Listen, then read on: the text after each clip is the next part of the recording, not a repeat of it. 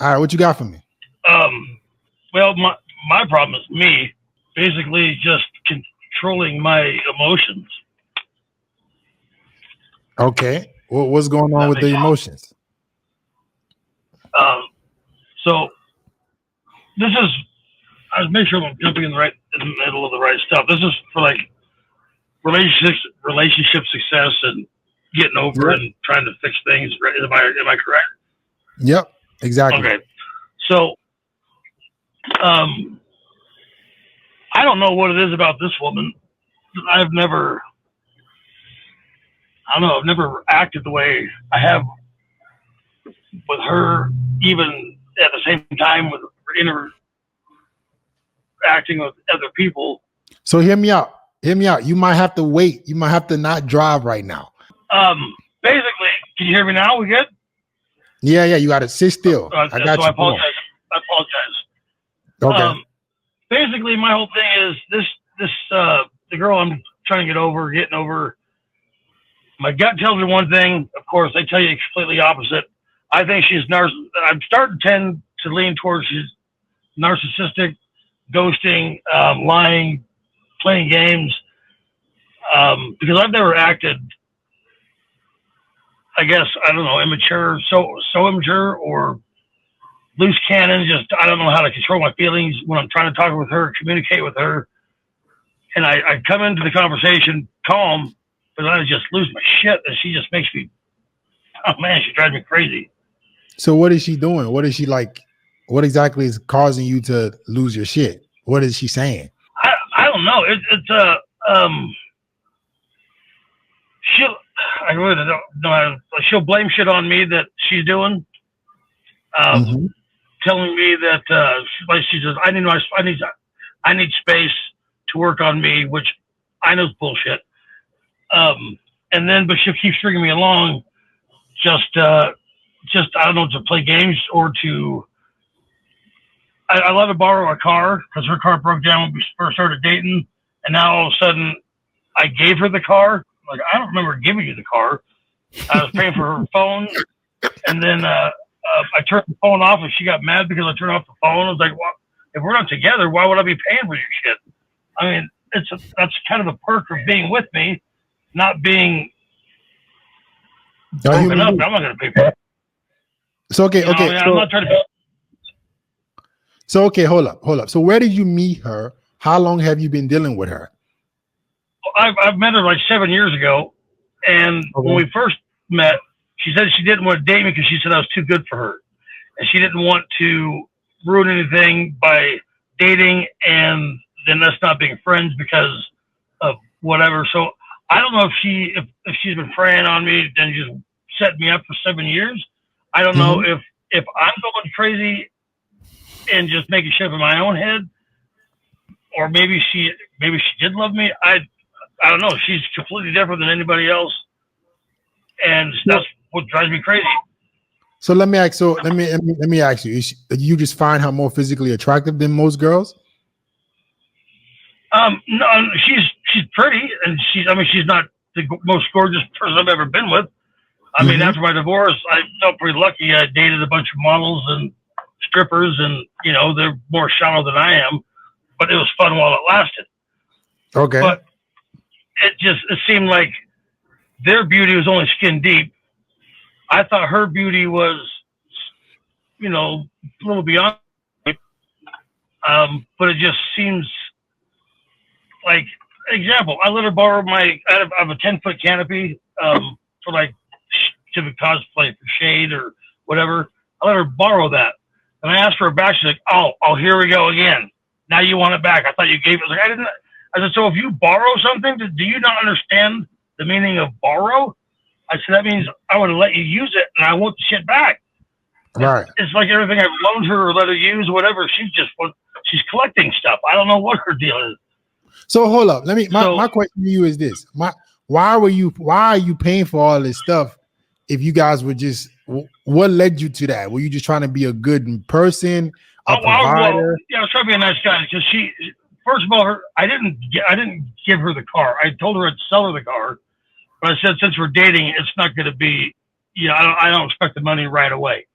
So I thought we had that established. The phone where she was living, she didn't have very good cell service, and I had room in my plan for, I mean, as many phones as I want, I guess. So I got her a phone, and she's like, "Well, I offered to pay." I was like, "Well, if you want to pay, just give me money. You don't have to just say, well, you didn't give me a chance to pay." I said, "I'm right here. Hand me some cash." It's that easy to pay somebody. Right. So, okay. Go ahead. I'm listening. I'm just saying, it just seems like she just makes up excuses to flip it around to make me look like the asshole while she's doing all her trifling little whatever. And I just don't know why with what she's doing is if it's the way that she's doing shit, stringing me along is why I'm having such a hard time breaking the feelings off of with her, or because of, that's what I don't understand is I don't have a problem saying no and taking it up and starting over. But she's got some sort of freaking hold on me that. Yeah, so she's gotten you to the point where you're emotionally vulnerable, right? She's gaslighted you enough times where you feel like it's always maybe you're the crazy one. That's what gaslighters do. They make. That's what I'm saying. Right. So she's making me think that I'm the narcissist. Right. So okay, there's a deeper problem here though. The deeper problem is, let's start with the divorce. Why did you divorce the last woman? I was with my ex-wife for 14 years. She started talking to some guy that she worked with at a previous job for apparently 8 years before I knew about it. I don't know if they had physical contact, but they were at least talking. So okay, and you found that out, and then you broke it off 8 years later. Yeah, I thought we were happily married. I was happily married, so I mean, whatever. Okay, and then so you divorced her because of that. Did you feel like she maybe had a relationship with that previous guy, or what? What exactly was the like? She's with him now. Oh wow! You see, the weird thing is, she talked to this guy, and then when she left me for some guy she went to high school with, and they did whatever they did for about 3 months, and then they broke up, and then she went with this guy that she was talking to and with now. I don't know. I don't know. She's been single for a total of 1 day since I met her. Now it's been 10 years. So, and I haven't done a whole lot of dating in the last 10 years because I picked the wrong. I've been having fun for one, and I just don't trust myself to pick the right person. Okay, so that's what I think the bigger problem is. I think the bigger problem is that you're getting with these women and you're not setting or establishing boundaries. That's why your ex was able to foster different relationships, even though you were married to her for fucking 14 years, right? She still kept other guys on the sideline, and that's why she went back to them. And then this woman now, right? You are trying to be the good guy, and then whenever things come up, she flips it up on you. So I think you have some maybe attachment issues. I have Captain Save-A-Ho issues. Right. Why is that? What's the deeper problem? Why do you think you have? I think it's because of the way I was raised by a single mom, my brother and I, and she had a boyfriend that was very abusive, emotionally, physically, mentally, just broke us all down. Okay. And then she's with her husband. She's been with my stepdad for about 30 years now, and he's a good guy. So I guess I don't know if I'm just trying to be. You're trying to compensate. To do what he did. Yeah. Right. To save some. I don't know why I got to save everybody. Right. That's the compensation. Captain Save-A-Ho. Right. You can't be saving these hoes though, man, because of what happened. Right. Because of what happened in the past. So you might have some trauma bonding that you're going through with your previous, with how you were raised. So now you're trying to like do the right thing by every relationship, and people in general will take advantage of that. Women, when they see that kind of weakness, when you're not willing to establish boundaries, establishing boundaries and being toxic are two different things, right? You can command respect and not have to be toxic with a woman. But if you don't command respect, this is how you're going to have your ex be entertaining other men even while y'all are married, or this woman you're currently dealing with has an emotional hold on you where you can't necessarily let go because you're not willing to put your foot down. So it seems like your childhood has brought some kind of trauma where you're afraid to put your foot down because you're thinking maybe I'm being a bad guy. That's not you being a bad guy. You're being an actual man. That's what women respect. You got to still be a man.